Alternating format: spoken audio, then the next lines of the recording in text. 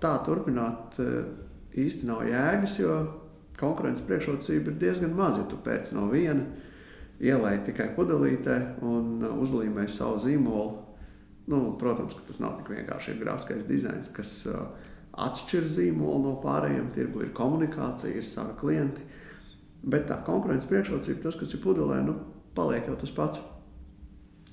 Un tas bija brīdis, kad mēs sapratām, es sapratu, ka vajadzētu ražot pašiem. Tajā brīdī nebija vēl ne komandas, ne skaidrs recepts, kā to darīt. Un, ja tagad es paskatos atpakaļ, ar kādu optimismu mēs 2009. Gadā izlēmu, ka mēs tagad visu ražosim paši, tad izmaksas ziņā noteikti, ka es nebiju reiķinājies ne ar tik daudzām izmaksām, ne ar tik daudz šķēršļiem. Bet vienalga, tas ir labi, ka mēs to lēmumu pieņēmām, jo šodien tas mums dod pilnīgi citas konkurences priekšrocības attiecībā uz vadošajiem zīmoliem. Komandas kodols ir Latvija.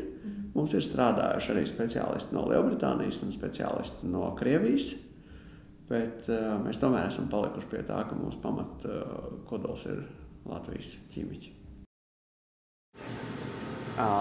Lai to pašu atkārtot ražošanā, tas nemaz nav tik vienkārši.